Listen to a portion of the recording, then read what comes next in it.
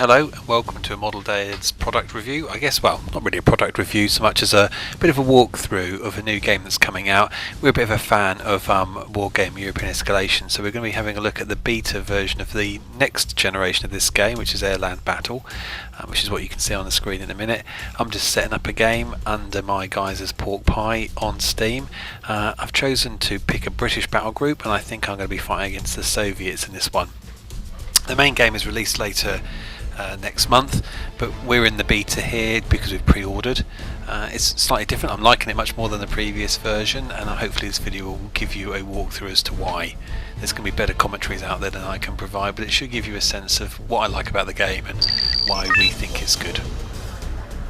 So here we are booting up, and there's the map.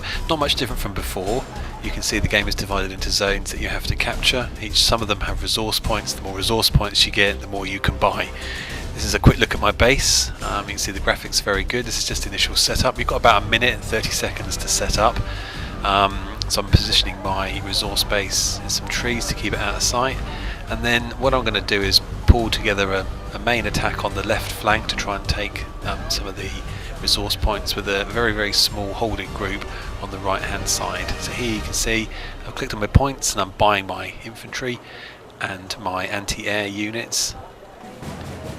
You see you can arrange different things. God knows what half this stuff is, I've got no idea. I'm just hopefully going by the pictures and seeing if it does a good job. What I'm trying to do is to cover my base from the new aircraft that feature in this game. You get a couple of people, I've played a couple of games of this now where people rush you in the early stages of the game, so I'm setting up some anti-air defence, moving my HQ unit back, which holds this section essentially for me, and then I start to pull together my forces. So I'm going to go for a bit of a mixed battle group, a couple of tanks, a couple of infantry, anti-tank guns, a bit of reconnaissance, and I'm going to hold the right section, Bravo, with just some infantry, maybe Milan anti-tank and some anti-aircraft assets. So I'm pottering along here, just setting up my troops on this road so they can hopefully move faster with a fast move. Those of you familiar with Wargame European Escalation will know that you can move units fast. They stick to the roads and race along to their objectives just fast, or they can go cross country. I was quite surprised looking at Javelin here. Javelin, I've always thought it was a anti-tank device, but here they seem to be using it as an anti-aircraft one. Milan seems to be the anti-tank system of choice. I've always found, playing this game against Chris, that really it pays to go for cheaper units. You win the game by destroying your enemy's points. The more expensive the kit you destroy, the more points you get. So whilst it might be great to have T-80s or some challenger tanks on the board, they're quite vulnerable. So I'm tending to go for smaller, lighter units. A bit of reconnaissance in there, you can see. I didn't realise this was a Lynx with some infantry in it, and you'll see I lose this later on in the game quite quickly to an aircraft that comes in and just takes me out straight away. Aircraft are a nemesis to helicopters, but because they're so many points, if you shoot them down you can really race ahead.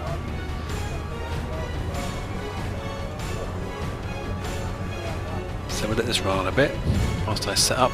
You'll see the clockers running out. I think I've run out a bit of time for this.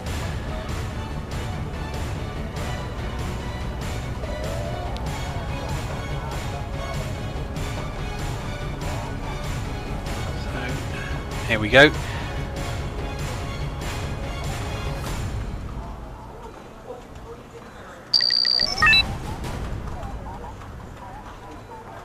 Off the game goes. You can see the game is now in effect and we're playing real time. My troops will cut left and cut right. Basically I'm trying to make for Charlie and to put my command in the tree line and put some tanks and try and push up to the industrial complex you see north of there, where Bravo, which has no resource points, will just hold on top of the crest of the hill there and hope no one comes our way. So you can see that Lynx there with the binoculars racing across to the left, and you can see the small holding detachment going for Bravo. The graphics are a step up from the previous version, still in the same spirit. I love the way you can zoom right down to a very low level to see what's going on. Here we go, here comes the Lynx. Unbeknownst to me, you watch a Soviet fighter come zooming in and just takes it out.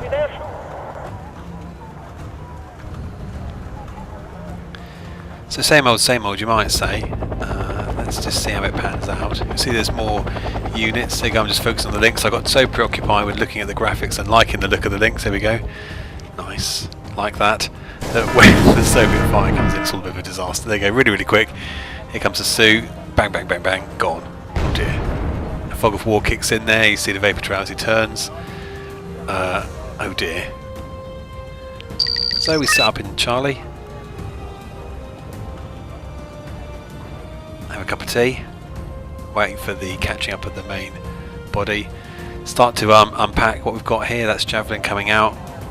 That's some Milan just to defend against any armour that comes up over the crest of the hill. Here comes the rest of my traps. Now this is what I like about the game. Zooming right down, you can see here come my chieftains. It's much slower than the previous versions. This idea of rushing loads of tanks down the road to take you out whilst it can still take effect. You're gradually building up troops. That's the rapier system, I think. Not sure. Yeah, it looks like rapier. And I've found that points accrue gradually, and you've got more time to think about it. And that's what I quite like about this, is that you've still got the excitement of a real-time strategy game, but you do have time to build up your forces, plan defence in depth, move things forward gradually. You're not going to be sort of rushing around the board trying to control and micromanage loads of units. Now once I'd secured Charlie, my intention was to move up to Delta, either to deny it to my opponent and or secure the points. And you can see I'm putting out a few reconnaissance units. I'm loving the Land Rover reconnaissance unit. It's very fast, quite light, it gives you good visibility. And reconnaissance is everything in this game, I'm learning. It was previously, but if you can find your enemy, I've put some artillery behind us. We're going to try and shoot him out, and whilst I can hold the objectives. But if you can see them, you can shoot at them. So here we go. Pushing up some infantry there. Moving to position. Just covering the flanks. That's my rapier going over to there. Chieftains to move up to the tree line. Infantry pushing out in front. Now, unbeknownst to me, my opponent has put some special forces into that zone, Delta zone above there. They're going to occupy that tree line, or they're going to occupy that farm complex whilst he's taken golf there. So you'll see that all kick off shortly. And again, what I like about this is it rewards combined arms play. The infantry will move up to the tree line, the chieftains will move up as well, and it'll be what holds it together.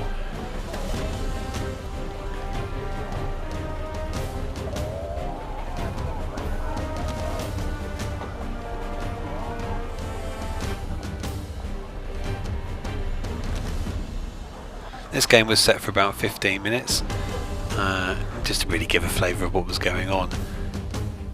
There we go, so Bravo is pretty much secure now. Just unpack that. On the move again. Reinforce that tree line. And you'll soon see the main action kick off as I go up towards what I guess it looks like a market garden, something like that. Debus my infantry into the tree line and get ready to assault Delta with the chieftains coming up to support. This is the first engagement of the game. I was quite surprised to find Spetsnaz in this. There you go, you get flagged up, special forces, tanks firing, which is quite nice. And you'll see one of the differences straight away is that buildings in this new version of the game are broken into a series of zones within a zone of control. So you can actually occupy multiple areas of urban areas, and you can work out where your troops are. That's quite nice, I quite like that. You can see my Fusiliers are engaging the Spetsnaz. They're losing, unfortunately. Rapier up there to the tree line behind it to cover it against any air support. Here comes the air, but unfortunately Rapier was on the move when that fighter came in.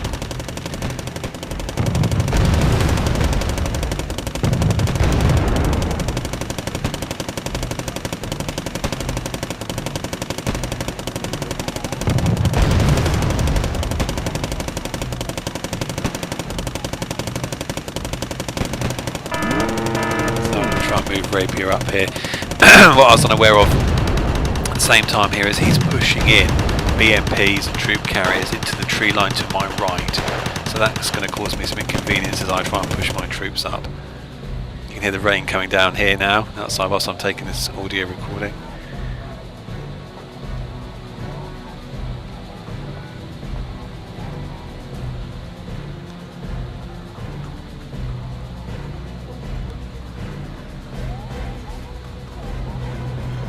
Just try and put in some anti-tank and anti-air assets into my left flank just to make sure I don't get outmanoeuvred. Here comes some. I've got a. One of the things I quite like about the game is see with that yellow bar there. This is some supplies coming in to refit my infantry and my armour. Now at this stage, as I said, I didn't know there were BMPs in this woodland, and you'll see it soon disappears as it's captured by the Soviets, and they use it to their advantage. So that was a bit of an oversight on my behalf. I'm trying to reinforce that tree line with anti-tank Milan, and I've pushed up my infantry and my armour to take the market garden. He's kept some special forces back, so he's been quite cunning and pulled back his special forces into the complex, and they start chopping up my fusiliers as they go in, and the armour can't really support. There you go, you can see we're putting a resupply arc out, but that will soon disappear as the Soviets come in. Another nice factor is that even though you might not be able to get a line of sight on your opponent, you can fire indirectly. You can see my chieftains, I've told them to fire at the buildings that the Soviets are in. I can't see the unit per se, but I can engage the building and hopefully inflict some casualties indirectly. Fusiliers are getting whittled down there.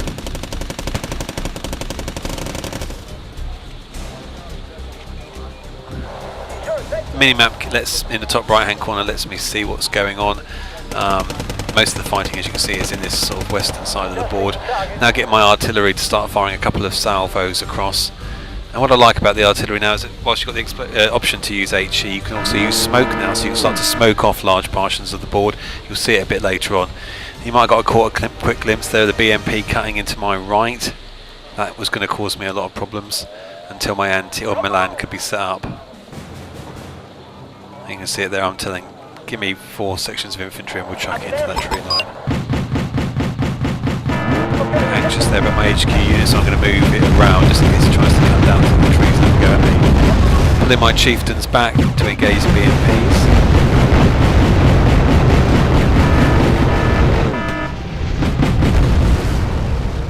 There you go, they're firing away.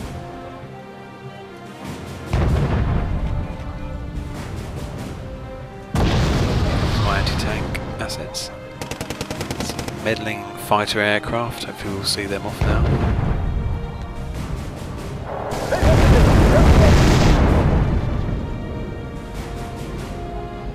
There he goes. He's bringing in some more fighters.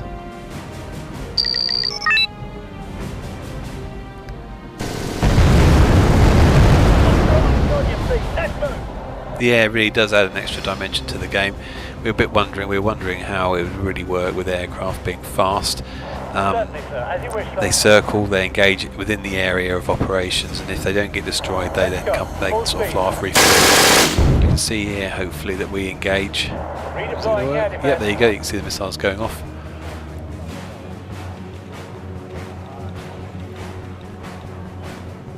Oh, bit of lag. On our way, sir. This is my attempt to outflank the flanking, so what I'm going to do is put down some preparatory artillery fire from my abbots onto this area where I think he's hiding, so we're just going to put some fire in there now, call that in, and then push the infantry in. Got some reinforcements coming in through the right here, hopefully, but I didn't realise he'd already set up some anti-tank stuff in Echo, and hopefully you'll see the smoke coming in as I try and screen off from an anti-tank gun. And then the game ends. So it's only a short 15-minute burst.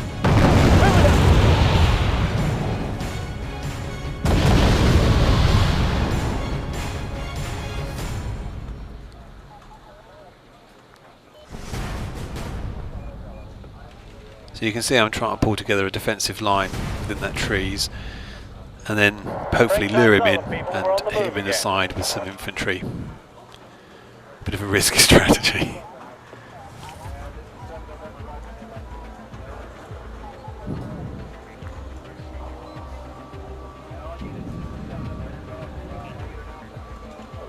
That's me putting artillery down on the market garden. And then sending my infantry in.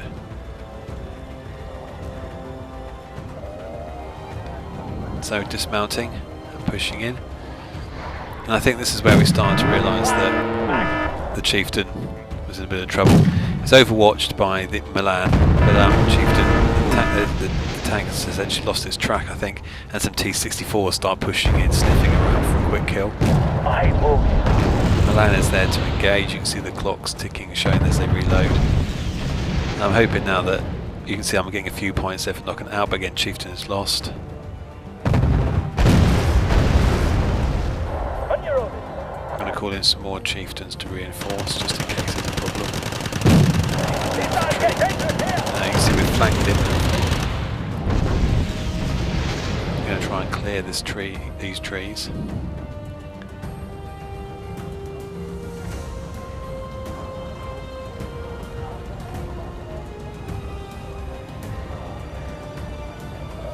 Yeah, those pesky fighters again.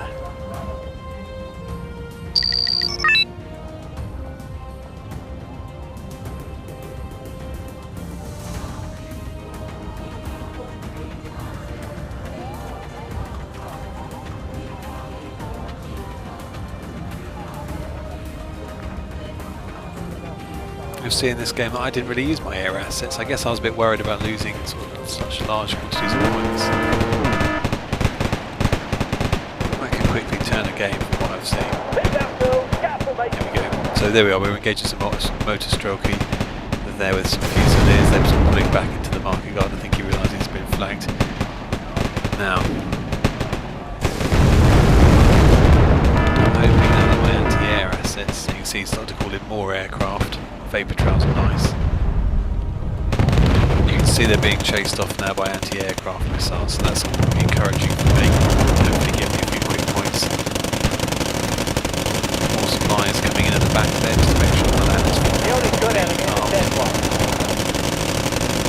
And I better put my infantry back so we get crossfire from the motor strail and the T-64s.